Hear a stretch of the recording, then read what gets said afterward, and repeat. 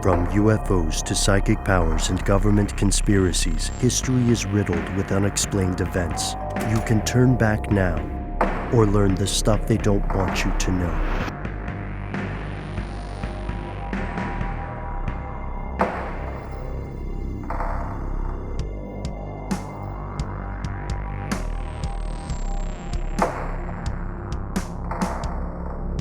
We've returned.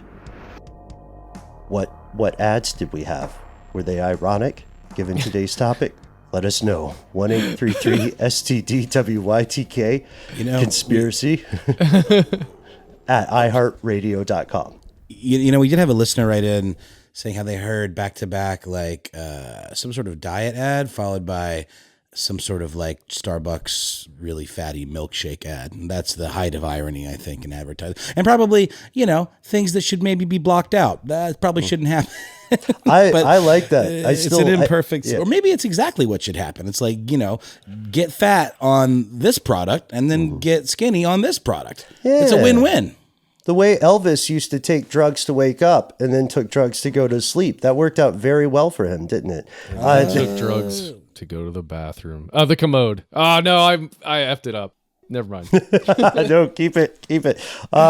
So this gets us, this is a really, really good point.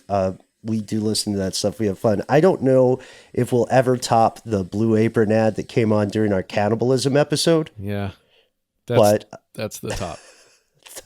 Well, we'll see. We'll see what happens with this one. But here's the thing. We were talking about targeted dream incubation. It's not just Christopher Nolan's idea. It's a real thing. Christopher Nolan did Inception, right? He did. All right, close one. Sorry, Chris. That was a close one. You deserve better, man. Okay. He wrote it like 2 levels up, and it's fine. The final product was released in this level. Got it. So let's talk a little bit about that. What was the original thing that hit? It was with Coors, right? Yes, that was the one we brought up previously. There was a Harvard researcher, or Harvard University researcher named Deirdre Barrett. She'd been working on this, in this field, advertising, trying to figure out innovations there since the early 1990s. And I believe it was 2021. Maybe it wasn't. It was earlier. It was 2021 when she started working with Coors, because there was the whole thing with the Super Bowl. It's all coming back now. There it is. So Coors and these researchers from Harvard partnered up on an advertising campaign that ran in tandem with the Super Bowl, but not on the Super Bowl or in the Super Bowl. It's something they released around the same time. And oh boy, you guys. First of all, to talk about this, just to bring it back up in case you missed that episode, when you think of Coors, that's a beer company. What do you think of? Just close your eyes. Well, if you're not driving. Yeah, if you're driving, just imagine all the cars are Coors cans. Coors is Tap the Rockies, right? Is that Coors? That's the one. Their slogans. I think of mountains and flowing crystal streams and waterfalls and stuff like that. That's right, because they put that on their logo. Mm-hmm. They put that kind of imagery in your mind as soon as you look at it. And then over the years, they've used that kind of imagery in their advertising campaigns to really pair those things. Being with friends, freshness, cool, refreshing, outside. Now we're just saying words, right? It's their vision board or their I don't know what camp, freedom, plane, kayak, right? Like yes. Outdoorsy adventures, and then they have this thing where, and this works. Okay, first we have to say, Dr. Barrett's research is legit. Yeah. She's figured out some very intelligent things along with other people in this field. But what did they do? We've got those associations. Okay. We've got those words. Those associations already exist, right? And are probably incepted in many people's minds, especially if they're of drinking age or, whenever they started drinking and they've had a Coors before, or they've watched television with commercials in them. What they did is they took a group of 18 people, and I did not know this when we originally reported on this, but Ben, you found that 12 of them were paid actors? Yes. Yeah, 12 of the 18 were paid actors because this is advertising. it's okay to use paid actors in advertising. Like I hope we're not the first people who are telling you this, fellow conspiracy realists, but not all of those kids are even really eating cereal. I mean, most of the food on the television is as fake as the people pretending to like it in the commercials. Oh, God. What they did with those 18 people is they had them watch a 90-second, very short video, which had all kinds of imagery associated with Coors already. Waterfalls, the mountain air. They just visualized it. And Coors beer, like yummy Coors beer, refreshing, popping open with a little bit of the sweat on the can, so you know it's so cold compared to its environment. And they made them watch that just before they drifted off to sleep. And then they used lots and lots of tech to monitor what's going on in their brain, which level of sleep they are at any given point. And some weird stuff happened, according to their promotional materials made from this. And this is what at this stage, probably call a stunt.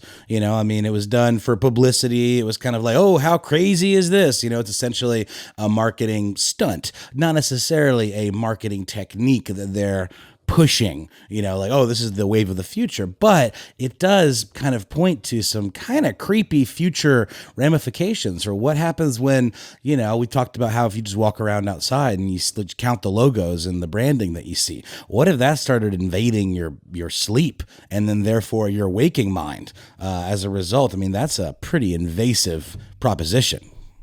It is. And there are no laws against it. Oh, None whatsoever. And this is based. So according to the marketing material, this is not a study. This is marketing material. According to the marketing material that Coors released, they have a really creepy, night vision cam video you can watch. And they said that when these participants awoke from REM sleep, that's the part where you dream. If you're human, then 5 of those folks, of those 18, said, I dreamt about Coors beer or I dreamt about seltzer. Important to note at this point, no official results have been released, and they're not obligated to release official results at this point, even to the participants, because again, it's more of a stunt than a study. But we know that there is other research in this field.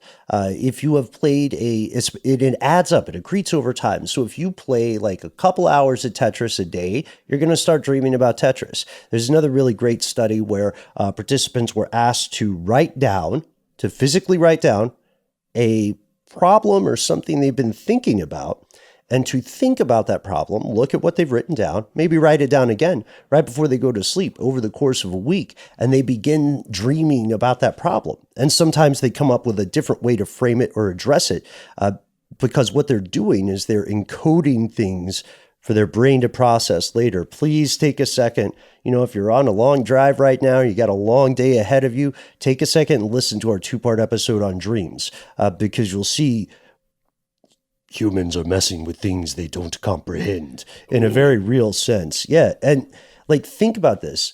Think about how easily this can solve problems. If we're the company, right? If we're Island Poly surfboards, we're not being tone deaf now, because the commercial that we have created is being produced and directed by the person dreaming it. It's also highly personalized, and the dreamer is in a very suggestible state. And because you, the dreamer, are communicating with yourself, you won't be turned off by misapplied data. If you dream of buying a new car after you just bought one, you'll think, whoa, dreams are crazy, followed by, man, I guess I sure do love that Honda Odyssey for some reason. Yeah. This can work. It can backfire, though. Do you know why? Why is that? I'll give you an example. I think I've mentioned this before. My father described to me once the most terrifying real dream that he ever experienced, a nightmare. And it was of a certain brand of orange push pops. Do you guys remember these things, like orange sherbet push pops? Yeah. Well, they were ones that had Flintstones branding around them. I remember those. And there were ones with the little white cardboard sleeves with and the blue stick dots. that you poke up at the bottom. They're pretty gross, though. It was one that my father had experienced when he was younger.